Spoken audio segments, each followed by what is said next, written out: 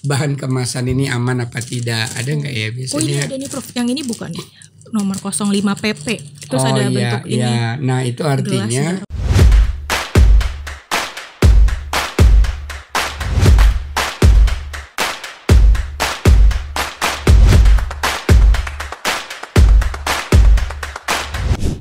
Halo sahabat sehat, kembali lagi di Lini Podcast. Perkenalkan saya Zafira Raharjanti. Jadi pada kesempatan kali ini kita akan ngobrol-ngobrol tentang bagaimana cara memahami label pada kemasan pangan. Nah, tapi sebelumnya jangan lupa nih untuk like, share, komen, dan juga subscribe channel YouTube Lini Sehat terlebih dahulu ya. Nah, saat ini telah hadir bersama saya seorang narasumber yang luar biasa. Beliau ini merupakan Guru Besar Ilmu Gizi FEMA IPB University, Ketua dari Asosiasi Institusi Pendidikan Tinggi Gizi Indonesia, dan juga Ketua dari Pergizi Pangan Indonesia. Beliau adalah Profesor Dr. Hardinsyah MS. Selamat datang Prof. Hardin, apa kabarnya nih? baik, gimana kabar? Alhamdulillah, baik juga Prof. Mungkin sebelum kita mulai, Prof. Hardin boleh nih menyapa sahabat sehat yang sedang menonton video ini? Ya, terima kasih. Selamat jumpa kembali sahabat sehat dengan topik seperti tadi Kak Zafira utarakan ya, gimana memahami label pangan. Nah, jadi kan tadi juga di awal tadi sudah disebutkan ya Prof ya tentang memahami label produk pangan. Nah, tapi sebelum kita memahami label produk pangannya itu nih Prof, sebenarnya apa sih yang dimaksud dengan label produk pangan itu? Ya, kita bicara kalau produk pangan dalam arti kalau di label kan yang diolah ya, pangan olahan. Jadi label pangan setiap keterangan atau informasi ya, baik itu berupa gambar atau tulisan atau kombinasinya atau bentuk lain yang dicantumkan pada kemasan pangan atau menyertai pada kemasan pangan atau di dalam produk pangan itu sendiri. Yang intinya tentunya informasi ya, bisa berupa tulisan, bisa berupa gambar atau kombinasinya. Nah, kebetulan nih Prof, saya bawa contoh produknya. Nah, tadi kan Prof Hardin sempat menyebutkan juga ya ada informasi berupa tulisan. Iya. Nah, contohnya seperti ini bukan nih Prof? Kayak Iya, misalnya mie jadi goreng, tulisan itu ada tentang nama produk misalnya ya. Nama produknya kalau ini mie goreng. Iya, ada nama produsen. Nama produsennya Indofood, ini yang di bawah. Nah, ada alamat informasi tentang produsennya juga, alamatnya. Ini ya Prof. Biasanya gitu ya. Kemudian ada tentang komposisinya. Tentang komposisi biasanya di belakang ya Prof. Ya, jadi artinya dibuat dari apa? Misalnya ini kan dari apa, tepung terigu apalagi gitu ya. Iya betul. Kemudian ada informasi tentang dibuatnya kapan atau ini kadaluarsanya kapan. Oh iya, ini biasanya bentuk angka-angka seperti ini ya Prof. Iya. Ada juga kalau di Indonesia kan berhadapan dengan masyarakat Muslim, Logo itu halal ya, logo berupa simbol halal. ini apa? Ada ya. Yang hijau ini. Nah, ada juga kalau makanan ini apalagi terigu di Indonesia kan difortifikasi ya. Ada zat-zat gizinya di samping zat gizi makro, energi, protein, lemak itu biasanya ada vitamin mineralnya. Oh iya Prof, ini ada Prof, ada vitamin A, Nah, B1, itu B6. namanya label gizi. Oh, label gizi. Jadi di dalam label ini ada informasi tadi macam-macam, nama produknya, nama produsennya, komposisinya, ada juga informasi tentang nilai gizinya. Oke. Kalau yang bentuk gambar tadi juga ada ya Prof? Ya, gambar juga ada tentang biasanya berkaitan dengan apakah ini bahan kemasan ini aman apa tidak, ada nggak ya biasanya? Oh ini ada nih Prof, yang ini bukan nih nomor 05 PP, terus ada bentuk ini. Ya, nah itu artinya ada kayak segitiga kan ya? Iya ini. Bisa ditunjukkan kepada anu kita ya. Ke kameranya ini. Iya. Oke. Jadi itu pertanda segitiga tadi ada kata 5 pp menunjukkan bahwa kemasan plastik ini itu food grade dan aman untuk digunakan sebagai kemasan dari pangan, baik makanan maupun minuman. Dalam konteks ini tentunya makanan. Oke, baik Prof.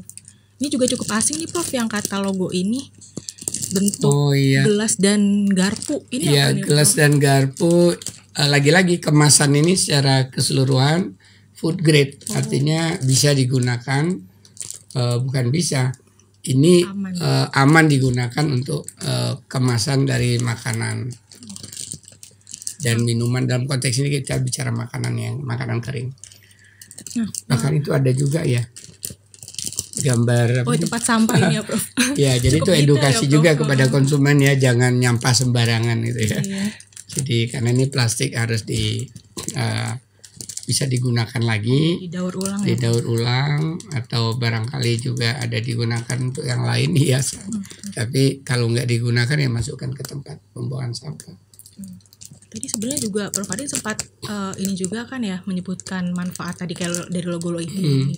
Nah, tapi sebenarnya secara keseluruhan nih Prof, sebenarnya apa sih manfaat dari Kemasannya, iya, labelnya ini Prof? Ya, Manfaatan label kemasan. manfaat labelnya bisa buat konsumen, masyarakat, bisa bagi manfaatnya juga bagi pemerintah, bisa bagi pedagang, karena ini kan barang diperdagangkan, diperjualbelikan. Juga manfaatnya bagi produsen sendiri. Nah, kalau bagi produsen tentunya ini jadi bagian dari bagaimana produsen memiliki inovasi dalam mengembangkan kemasan yang berkualitas untuk memperdagangkan atau memproduksi menjual barang yang berkualitas, makanan olahan yang berkualitas. Karena dengan tadi ada food grade, itu kan menunjukkan produsen menunjukkan kepada konsumen itu bahwa dia menggunakan bahan-bahan yang aman dari sisi kemasannya. Begitu juga tentunya nanti yang di dalamnya. Satu lagi juga, andaikan terjadi ada orang mengatakan habis makan produk ini kemudian ada gangguan kesehatan, kan harus bisa ditelusuri untuk ditrace oleh produsennya. Apa betul produknya namanya ini? Pada batch produksi yang keberangkatan itu ada kode kapan diproduksinya kan? Nah, ya ada kode produksinya, betul apa enggak? Jadi itu juga produsen bisa ngetrace kan, menelusuri betul enggak produk yang dia hasilkan gitu kan? Jangan-jangan pada tanggal yang bersangkutan tidak ada diproduksi atau jam yang bersangkutan, berarti itu punya orang lain yang memanipulasi nama misalnya gitu kan. Nah, buat pemerintah ya, pemerintah kan punya tanggung jawab untuk memberikan jaminan akan keamanan produk kepada masyarakat ya. Jadi sebelum produk ini beredar itu ada evaluasi oleh badan yang berwenang, dalam hal ini Badan POM. Karena itu ada nggak situ bacaannya BPOM, MD, atau karena ini produk dalam negeri biasanya MD. Makanan dalam negeri. Ini nomor sekian. Nah, itu pertanda bahwa sudah dilakukan pre-market evaluation. Evaluasi oleh lembaga berwenang, dalam hal ini Badan POM Republik Indonesia, terhadap bahwa segala macam berkaitan dengan kemasan dan isi produk ini aman dikonsumsi, dan dengan tata cara penyajian juga disajikan di sana, bagaimana memproses, mengolah, di belakang ya, juga ada. Bahkan ada juga cara menyimpan gitu ya. Nah, itu bagi pemerintah ya. Pemerintah juga akan melakukan pengawasan ya. Entah itu sekali berapa tahun, sekali berapa bulan melakukan pengawasan. Jadi dipantau terus gitu ya. Bisa. Jadi andaikan ada hal-hal yang bisa jadi karena pengaduan masyarakat, cepat ditelusuri betul apa enggak pengaduan tadi, kan dipantau diawasi oleh pemerintah. Nah, buat pedagang juga nggak mau dong menjual barang yang udah kadaluarsa. Oh iya, betul banget. Nah, itu kan tanggal kadaluarsa buat pedagang penting. Iya. Kalau di perdagangan misalnya di suatu toko dia bisa nyimpan seminggu. Lihat nih masih berapa lama lagi nih. Gak mungkin dia membeli yang sudah kadaluarsa, ntar gimana konsumen gak akan beli. Iya, Prof. Nah, begitu juga bagi konsumen ya. Bagi konsumen ini kan jadi suatu jaminan ya, karena ada di sana peran pemerintah, peran produsen. Peran produsen menyatakan bla bla bla di sini tentang komposisinya, kandungannya, keamanannya. Pemerintah melegitimasi setelah melakukan proses pemeriksaan tentunya ya, dan pengawasan sebelum pasar tadi. Bahwa bekerja sama dengan laboratorium lain yang terakreditasi ya itu soal prosesnya. Tapi pemerintah dengan cara tadi ada BPOM MD nomor sekian itu berarti sudah dievaluasi oleh pemerintah dan selanjutnya tentunya diawasi. Jadi sudah di menjamin pasarnya. gitu ya, Prof. Ya, jadi memudahkan sebenarnya buat konsumen. Nah, sederhana kan itu begitu banyak pesan di sana ya. Iya, betul, Prof. Paling tidak sederhananya untuk edukasi buat konsumen kita Badan POM itu menyampaikan istilah sederhana itu cek klik. Oh, cek klik, saya kayaknya pernah dengar itu. Ya, Prof. klik itu KLIK ya. KLI. Cek itu yang ngecek maksudnya. Oh, jadi ceknya nggak termasuk singkatan ya, Prof? Enggak. Oke, Jadi misalnya Kak Zafira, cek klik cepat aja kalau kita lagi belanja nih milih-milih ya. Jadi K yang pertama kemasan. Kemasannya baik apa enggak? Lihat secara umum gitu ya, Prof. Ada yang bocor apa enggak? Kalau bocor ya nggak usah dibeli gitu kan. Ada yang aneh nggak di kemasannya kok? Biasanya nih tulisannya jelas nih udah kabur gitu ya. Ini kegores-gores. Berarti kan ada cacatnya. Jadi intinya cek aja kemasannya. Kalau dia tadi kemasannya dalam bentuk yang harusnya ini nggak ada udara di dalamnya, kok ini kayak kembung ada udara. Atau sebaliknya. Harusnya dia berudara, tapi kok ini kempes gitu ya. Jadi atau barangkali udah digerogoti oleh tikus atau serangga di penyimpanan gitu ya.